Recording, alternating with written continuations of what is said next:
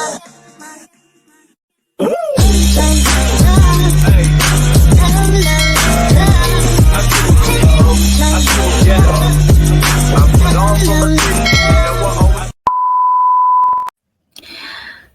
assalamualaikum warahmatullahi wabarakatuh. Bertemu lagi bersama saya Putika di channel Kuliah Putika.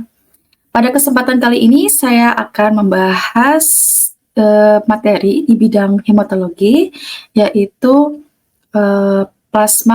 pemeriksaan plasma prothrombin time atau PPT. Pemeriksaan PPT ini merupakan salah satu pemeriksaan faal hemostasis ya, teman-teman.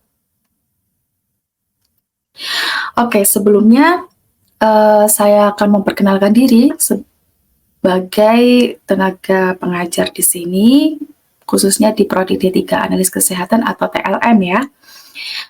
Background saya, dulu saya mengambil jurusan S1-nya atau D4-nya itu di Baktiwiyata, D4 Analis Kesehatan, kemudian melanjutkan studi S2 lanjutannya di Universitas Airlangga di jurusan imunologi. Kemudian saya lebih konsen penelitian biasanya di bidang hematologi, kemudian imunologi dan mikrobiologi.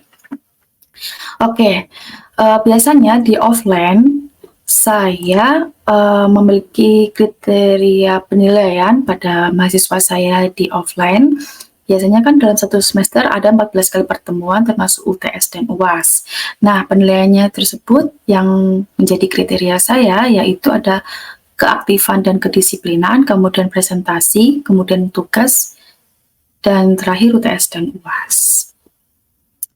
Oke, pada materi kali ini kompetensi dasarnya yang saya harapkan yaitu mahasiswa nanti mampu memahami pengertian, tujuan, prinsip kerja, dan cara kerja pemeriksaan plasma prothrombin time atau PPT dengan baik dan tepat. Kemudian indikator pembelajaran yang akan saya sampaikan yaitu pengertian pemeriksaan PPT, kemudian tujuan dan manfaat pemeriksaan PPT, kemudian prinsip kerja pemeriksaan PPT, serta cara kerja pemeriksaan PPT. Nah, sebelum ke pengertian tentang prothrombin time atau plasma prothrombin time, di sini kita tahu ada istilah prothrombin yang merupakan salah satu faktor dari faktor koagulasi yang sudah kita ketahui sebelumnya.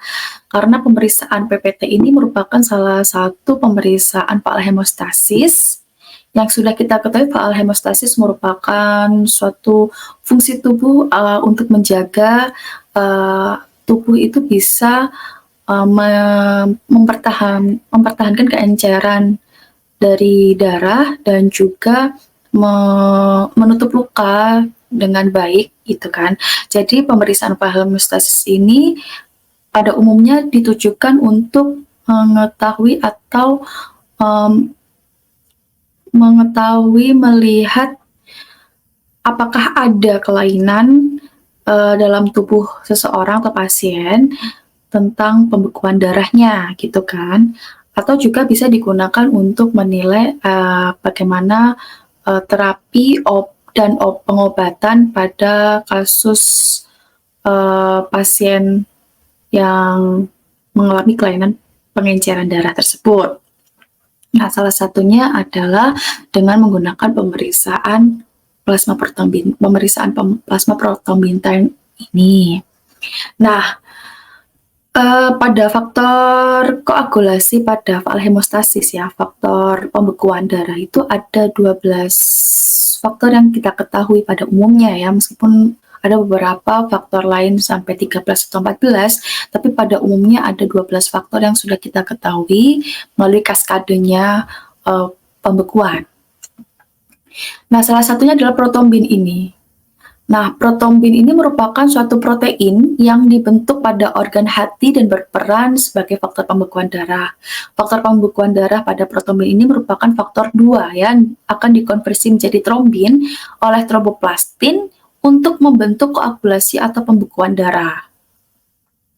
Nah, jadi protombin ini merupakan dari ke-12 faktor pembekuan darah itu dia adalah faktor yang kedua, ya kan?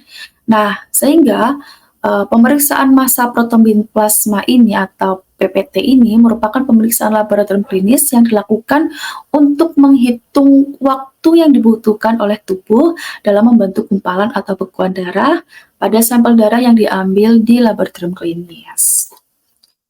Bisa kita lihat dari gambar sebelah bahwa protombin ini dihasilkan oleh hati oleh bantuan vitamin K ya. Kemudian protombin ini akan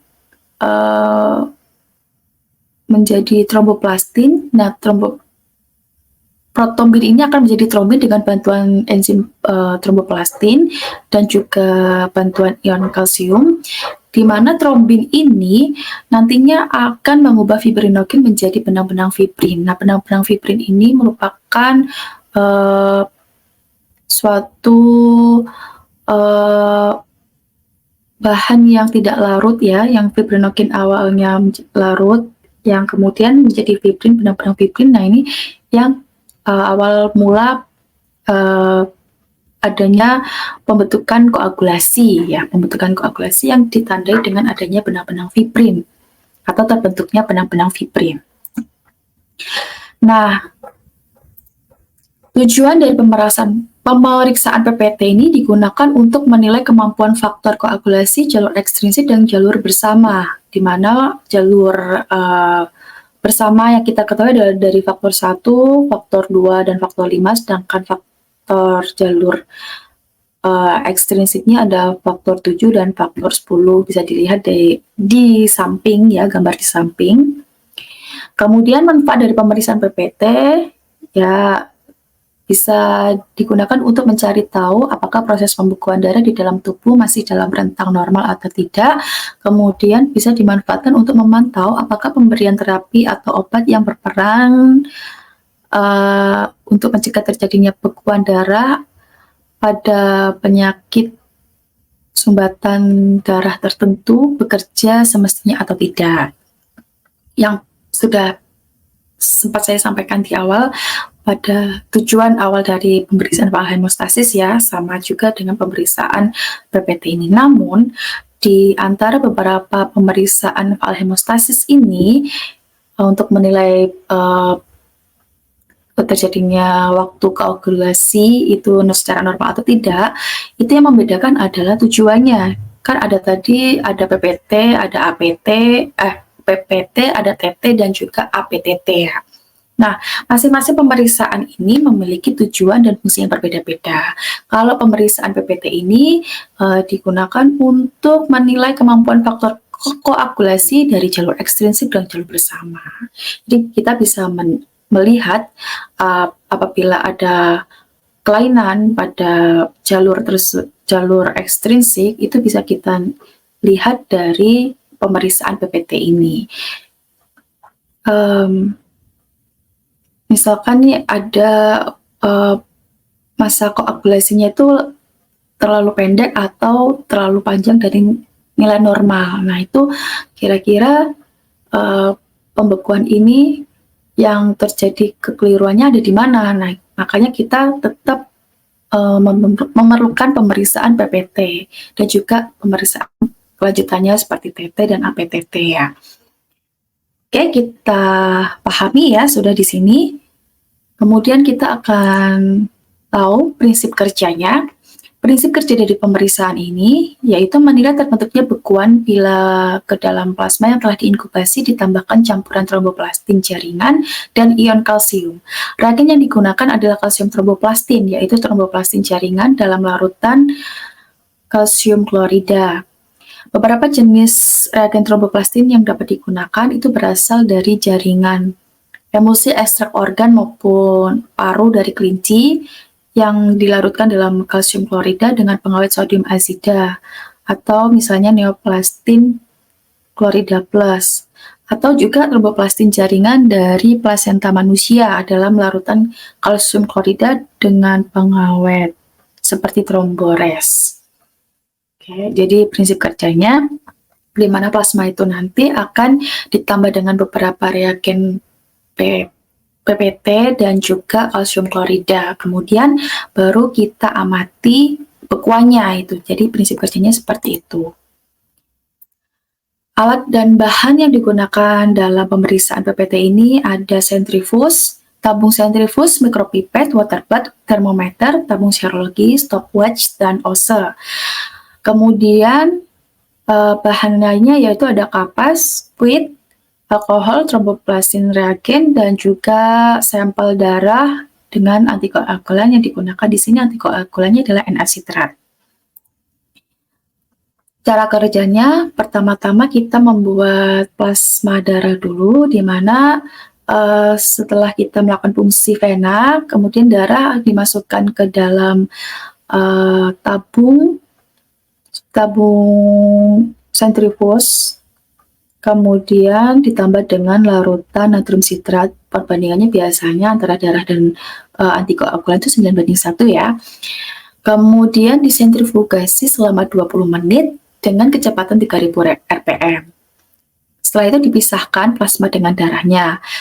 Nah, catatannya jika tidak langsung diperiksa atau tidak langsung dilakukan pemeriksaan, maka bisa disimpan dalam suhu rendah dan paling lambat diperiksanya dalam waktu 2 jam setelah penyimpanan. Nah, ya di gambar di sebelah sini, ya awalnya kan pakai whole blood ya, kemudian disentrifus, kemudian kita pisahkan. Yang kita gunakan hanya plasma darahnya, di mana plasmanya itu mengandung P3, yaitu plasma yang mengandung miskin platelet ya, atau plasma pur platelet, di mana kandungan plateletnya sedikit gitu ya. Nah, ini ada cara kerja selanjutnya setelah dipisahkan, maka kita yang lakukan selanjutnya adalah penetapan kadar protombin. Di mana yang pertama, hangatkan sejumlah volume reagen tromboplastin pada 30 derajat Celcius di dalam water bath ya. Kemudian kita beri label juga. Tabung yang kita gunakan ada 2, tabung sampel dan kontrol. Kita labelin, dan masing-masing tabung kita masukkan 0,1 ml plasma, baik di dalam tabung sampel maupun di tabung kontrol. Jadi pemeriksaan ini kalau bisa kita harus menggunakan kontrol normalnya ya. Kemudian diinkubasi masing-masing tabung yang sudah berisikan sampel plasma tadi ke water bath pada suhu 30 derajat Celcius selama 2 menit. Setelah itu ditambahkan 0,2 ml larutan reagen tromboplastin hangat ke dalam tabung yang berisi sampel plasma tadi secara bersamaan, kemudian jalankan stopwatch. Kemudian tabung dimiringkan ataupun juga digoyangkan, dan perhatikan terbentuknya bekuan. Bisa kita gunakan dengan ose jarum juga ya, untuk mengamati adanya bekuan. Dan jika saat terbentuknya bekuan fibrin, kemudian stopwatch dihentikan dan kita catat waktunya dalam detik. Kemudian kita kalau bisa melakukan pemeriksaan secara duplo atau lebih dari 1 kali ya, untuk meminimalisirkan kesalahan secara personal ya. Nah, ilustrasi gambarnya seperti ini ya. Setelah kita tambahkan sampel yang diinkubasi selama 2 menit atau 3 menit ya, kemudian ditambah dengan reagen tromboplastin yang sudah dihangatkan biasanya 10 menit dulu ya di water bath. Kemudian baru pas waktu penambahan reagen tersebut kita sambil mengamati bentuk bekuannya ya. Kalau sudah terbentuk bekuan, maka kita hentikan stopwatch-nya, lalu kita catat hasilnya. Nilai normalnya yaitu antara 11 sampai 14 detik ya. Ini kita menggunakan pemeriksaan PPT. Biasanya PPT ini juga nantinya akan dikonversi menjadi INR atau International Normalized Ratio, di mana nanti satuannya juga sekitar 1,1, nilai normalnya 0,9 sampai 1,1 detik gitu ya, dengan cara menghitung dari hasil PPT dibagi dengan ketentuan dari INR tersebut ya. Nah, ini satuannya yang biasanya digunakan dalam skala internasional juga ya. Namun di sini ya kita hanya membahas tentang PPT saja. Nah, faktor yang dapat mempengaruhi hasil pemeriksaan PPT yaitu sampel darah yang membeku, membiarkan sampel darah sitrat disimpan pada suhu kamar selama lebih dari 1 jam, kemudian diet tinggi lemak, dan penggunaan alkohol yang bisa menyebabkan pemanjangan hasil PPT. Nah, apa yang sudah kita bahas hari ini? Apakah ada pertanyaan?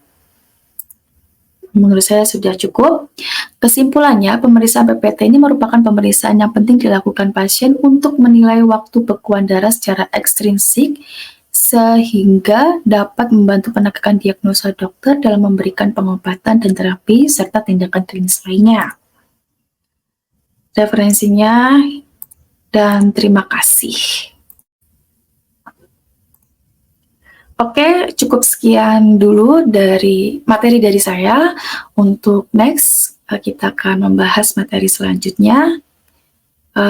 Semoga materi pada kali ini bisa bermanfaat untuk para tenaga kesehatan maupun mahasiswa kesehatan maupun kedokteran. Kemudian kalau misalkan saya ada kekurangan, saya mohon maaf dan saya berharap ada kritik dan saran yang kalian berikan di channel saya. Akhir kata saya undur diri. Wassalamualaikum warahmatullahi wabarakatuh.